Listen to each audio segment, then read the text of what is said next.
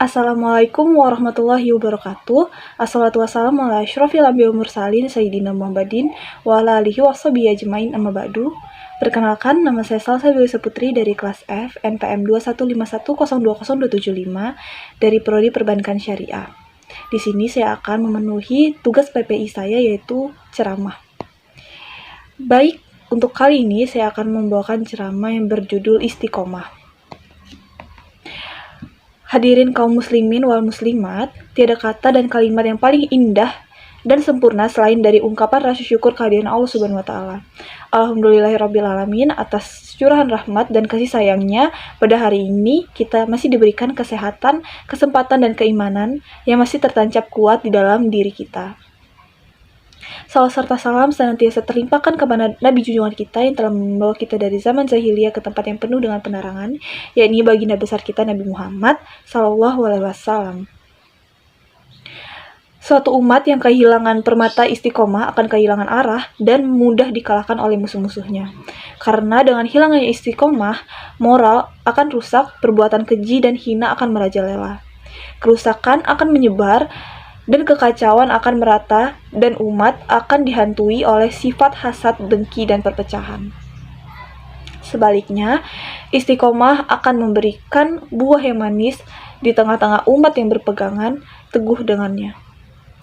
Orang yang istiqomah akan hidup tenang, damai, taat, dan tunduk kepada Allah Subhanahu wa taala, tidak menyakiti orang lain, bersabar ketika disakitin orang, selalu berperan serta dalam melakukan perbaikan dan membimbing orang yang tersesat karena jalan yang diridhoi oleh Allah Subhanahu wa taala. Istiqomah adalah luzum toilah, yaitu konsisten dalam ketaatan dan juga kepatuhan kepada Allah Subhanahu wa taala. Orang yang istiqomah adalah orang yang senantiasa konsisten taat kepada Allah Subhanahu wa taala, melaksanakan apa yang menjadi kewajiban dan meninggalkan berbagai perkara yang dilarang oleh Allah Subhanahu wa taala. Orang yang berhasil meniti jalan istiqomah dalam ketaatan kepada Allah Subhanahu wa taala, maka ia akan mendapatkan surga, tempat terindahnya di akhirat kelak. Sebagaimana firman Allah Subhanahu wa taala yang artinya, sesungguhnya orang-orang yang mengatakan Tuhan kami ialah Allah, kemudian mereka istiqomah, maka malaikat akan turun kepada mereka dengan mengatakan, janganlah kamu takut dan janganlah merasa sedih, dan gembirakanlah mereka dengan surga yang telah dijanjikan oleh Allah kepadamu. Quran Surat Al-Fusilat ayat 30. Kemudian Rasulullah SAW bersabda yang artinya, katakanlah, aku beriman kepada Allah, kemudian istiqomahlah. Hadis riwayat Muslim. Marilah kita selalu istiqomah dalam menjalankan apa yang dijalankan oleh Allah Subhanahu wa taala. Meskipun zaman terus berubah, walaupun musim terus berganti, tahun telah berlalu. Mari kita manfaatkan sisa hidup yang Allah berikan ini dengan sebermanfaat mungkin, walaupun sementara untuk taat kepada Allah Subhanahu wa taala. Selanjutnya, kehidupan di dunia ini adalah nikmat yang harus disyukuri oleh setiap manusia dengan berupaya meraih kebaikan di dunia untuk menjadi bekal menuju akhirat. Lantas, bagaimana usaha kita agar senantiasa istiqomah di jalan Allah Subhanahu wa taala? Ada beberapa hal yang bisa kita lakukan supaya kita dapat istiqomah di jalan Allah Subhanahu wa taala. Yang pertama adalah senantiasa selalu berdoa kepada Allah Subhanahu wa taala. Apakah yang dimaksud dengan hal tersebut? Doa adalah salah satu senjata yang paling ampuh yang dimiliki oleh seorang muslim. Dengan kekuatan doa, takdir yang telah Allah Subhanahu wa taala tetapkan bisa kita perbaiki dengan izin Allah Subhanahu wa taala. Dengan memperbanyak doa kepada Allah, mudah-mudahan Allah menetapkan hati kita untuk selalu istiqomah di jalannya. Allah Subhanahu wa taala berfirman yang artinya, ya Rob kami, janganlah engkau jadikan hati kami condong kepada kesesatan sesudah engkau beri petunjuk kepada kami. Dan karuniakanlah kepada kami rahmat dari sisi engkau, karena sesungguhnya engkaulah maha pemberi karunia. Hadis Quran Surat Ali Imran ayat 8.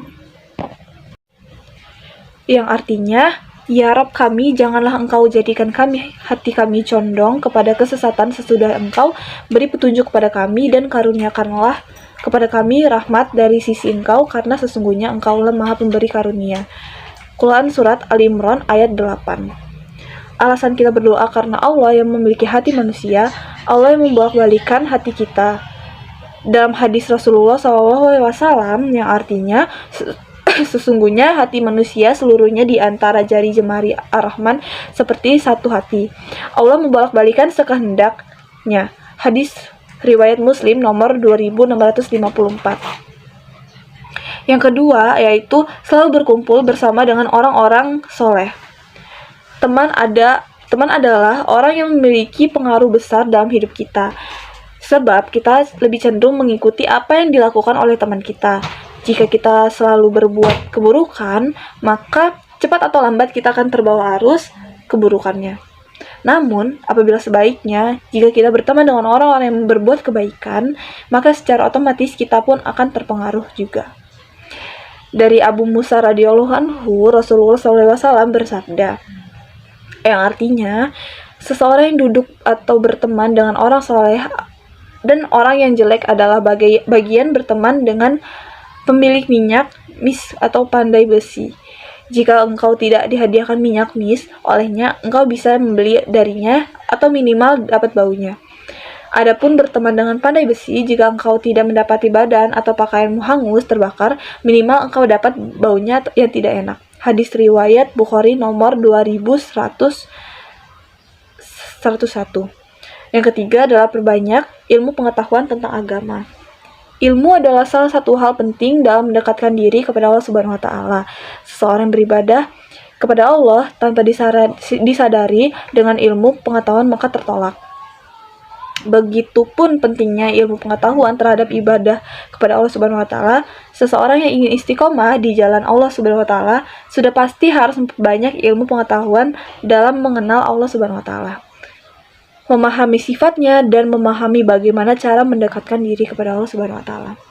Hadirin kaum muslimin yang berbahagia, demikian ceramah singkat dari saya sampaikan. Mudah-mudahan ini bermanfaat bagi kita semua. Amin ya rabbal alamin. Terima kasih. Wassalamualaikum warahmatullahi wabarakatuh.